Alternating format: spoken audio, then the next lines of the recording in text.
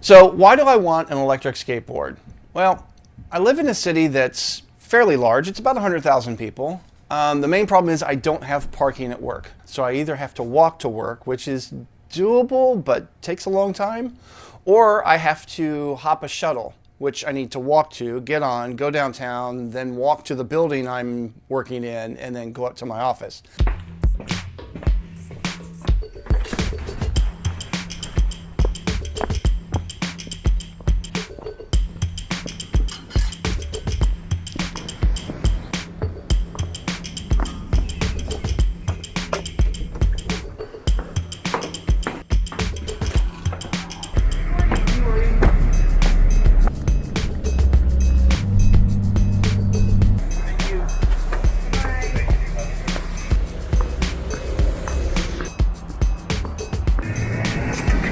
Neither one of those are great. And I figured an electric skateboard is a perfect solution because I can just hop on the skateboard at my house, go directly to work, get off at my building, boom, I'm there. The real problem is I'm not a spring chicken anymore. I used to have a skateboard a long time ago when skateboards were really different and loved it, but I'm getting up there in age, so it's a little different that a guy my age wants to ride an electric skateboard to work. And I'm also not the typical e-skater on YouTube. First of all, they're all way younger than me. Number two, they almost all live in New York and they're all way cooler than me. And I figure I'm gonna look like a complete old noob on a skateboard, but I don't care. And I figured there's gotta be some other people in the world, maybe 10 that are in my situation, a little bit older, but really love the videos that they see on YouTube of all these e-skaters riding their skateboards around New York, but yet has a practical use for a skateboard, and I can make a video for them. Maybe somebody might be interested. So there you go. I'm getting an electric skateboard. But I had some criteria that needed to be met, so I started doing research on the different boards that are available.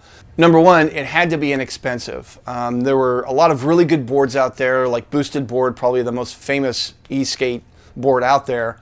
It's around $1,500, or some of them are more than that, and I just don't have that kind of scratch. I wanted a board about $500 or less, so I really put my limit about $500. Number two, the main use of this board was going to be for commuting, not for carving or sliding or joyriding. So that led me to number three, which was I wanted a board with a smooth ride. I mean, there's some high performance boards out there, but they're really stiff and a little bit harder to handle and maybe bumpy. I just want a smooth ride on the way into work. What I found during my research is this meant a flexible board or flexible deck and larger wheels. And I'm a larger guy. I'm 6'4" and 200 pounds. So I needed something that could handle my weight, and that also meant I wanted a wider board, maybe a longer board, a long board. And I think I found a board that fits all those criteria. The other thing I was looking for is a quick delivery.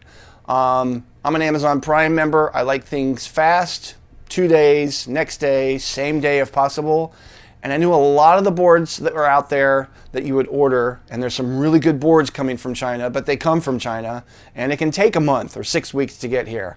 I'm not a patient guy. I wanted it faster than that. So I was really looking for something that could be shipped from the States, and I know this really, really limited me, but one of my favorite boards was coming from California, so that actually worked out. So I spent a lot of time researching this, and you can get so lost in the details between the wheel size and whether it's a hub motor or a belt driven, and the deck materials and the batteries and the top speeds and everything. And what I had to keep reminding myself was, this is just to get me from home to work. That was my main criteria, so I kept going back to that.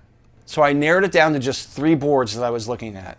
First was the Backfire GT 2019 version, and I came really close to buying this one. The second one was the Meepo V3, and the third one was the Meepo NLS, and that's actually the one I ultimately went with. Now the Backfire and the Meepo V3 were both cheaper boards, somewhere around $419, $429, but I ended up going with the Meepo NLS. It's around $499, and that's still $1 underneath my dollar limit of $500, so that worked out. And I'm really excited about some of the descriptions or what I think is going to work out really well for me. Number one, it's a very flexible bamboo deck, which leads to a smooth ride. And it's got 100mm wheels, which help to give a smoother ride as well. So I'm very excited about that. Plus, this board was actually originally $599. It's $100 off right now. And even at that price, I saw some reviews saying it was a really, really good board. So I figured if I get a $600 board for $500, why not? Let's give it a try. So I'm really excited about all those features and the board I ended up landing on. But what I'm nervous about and really nervous about is getting back on a skateboard at my age. Is it going to work? Am I going to be able to stay on it? I have a lot of doubts, but I'm going to give it a try. And if I fall, and if I fail, and the board doesn't work out, I'll give it to my son to take to college with him. Now, the one thing that did worry me a little bit is on the website when it was ordered, it said delivered in 2 to 5 days, I think. So I placed the order and then I thought, delivered in 2 to 5 days. Is that from the time of the order or is that from the time they actually ship it from the warehouse? Is it in the warehouse? How long is it going to take to get this board in ultimately? Now the good news is I placed my order on a Tuesday and I got the shipping confirmation on Friday, and that's even considering that there was a holiday in the middle of this time span. And now my latest update shows me that it's going to be here this coming Thursday, which is a week and 2 days from the day I placed the order, minus the holiday day. So let's call it just over a week, which isn't too bad considering most of the boards you get these days are going to take like a month and a half to get in from China. So now all I have to do is wait for the board to arrive. Oh, there it is. Oh.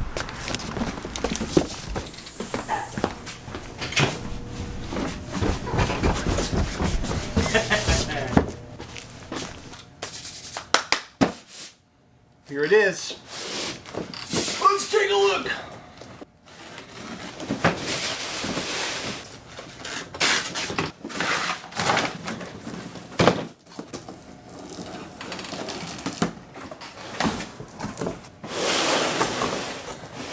There's the lid I've seen so many times on other boxings.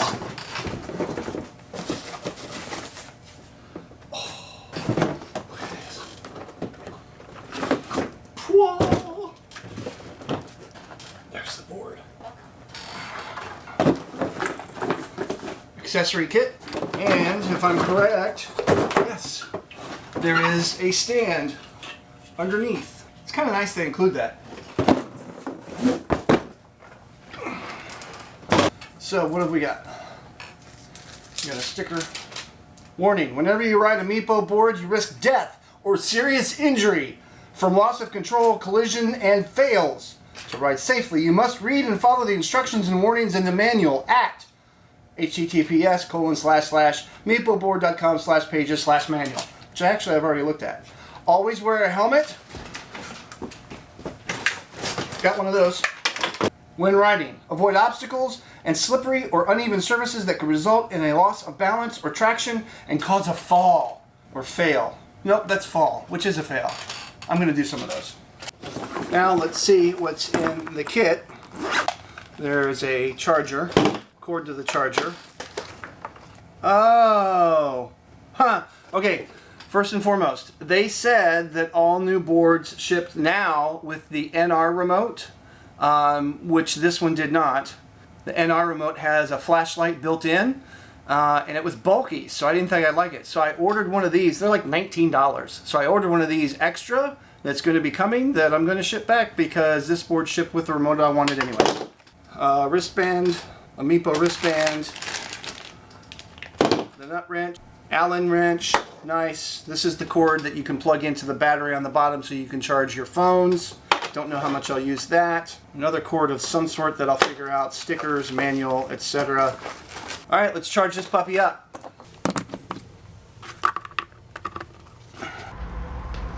Okay, moment of truth. We're gonna give this a try. My first ride in a skateboard in decades. I think what I'm gonna do to start is just start with riding the skateboard, no power, no motors, just to see if I can stand on the darn thing. And we'll see how that goes.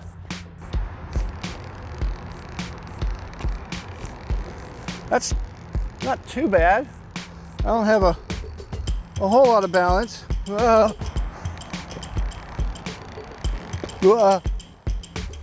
Not too steady. Okay, I can already start to feel kind of the wobbliness of it, where I did some research and I learned about the bushings and how tight you make them. It feels a little loose, but I'm just gonna leave it where it is for right now and try a little bit more.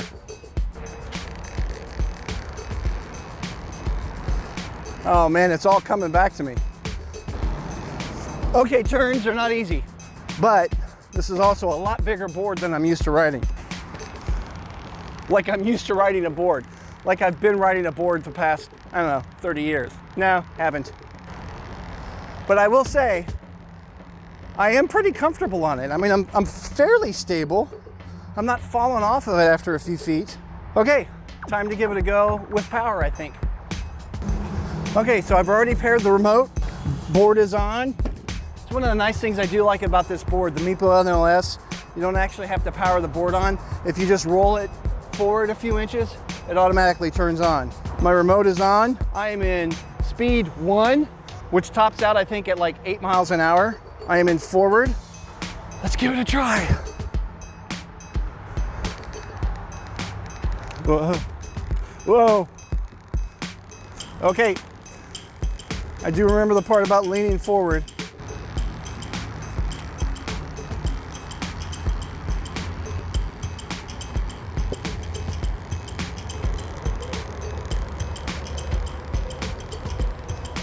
Not bad for my first ride. I didn't fall off. Okay, something I remember specifically from the videos I watched about riding e-skates, and I just learned it firsthand. When you're getting ready to go, you do want to bend your knees, but you want to be leaning forward. If you're just standing straight up on the board and you hit the accelerator, it's going to want to throw you off the back. So I'm going to practice that a little bit more. Oh, just didn't do it.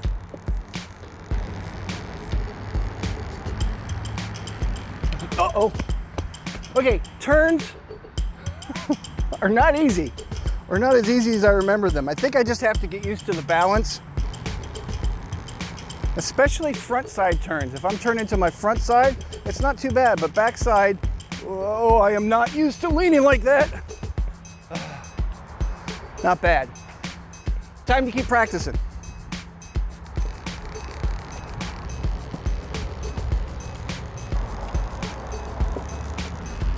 Ah.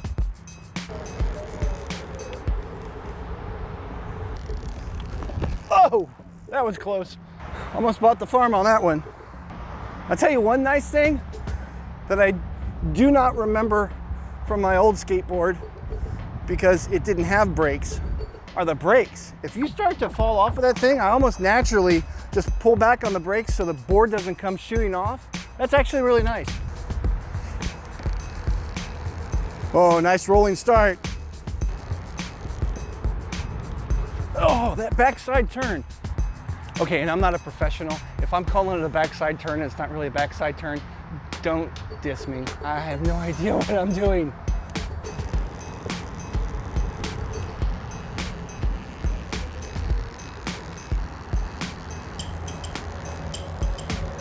Okay, second tip. Just like going forward, you want to be leaning forward when you start. When you go to brake, you want to be leaning backwards. Otherwise, you'll keep going forwards and right off the front of the board.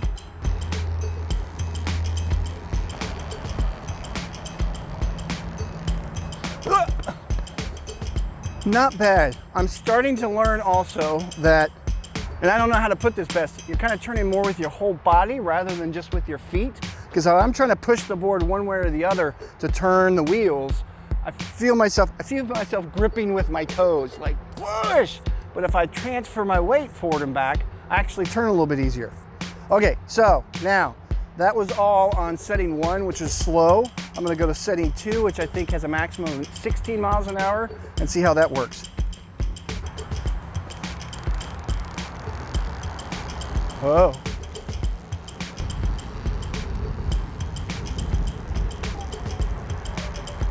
That is a noticeable difference.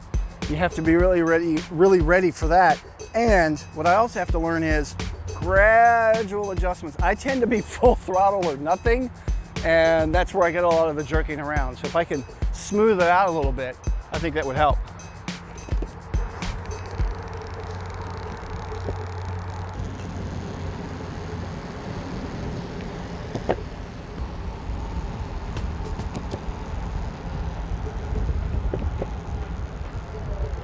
Okay, so already, even on setting 2, which is not max speed, I start to understand the feeling of the wobbliness when I get up to higher speeds with the bushings kind of loose, or the nuts on the bushings, whatever they're called. Again, not a professional.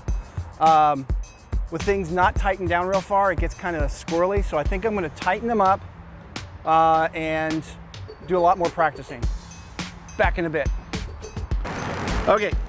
So, going good so far.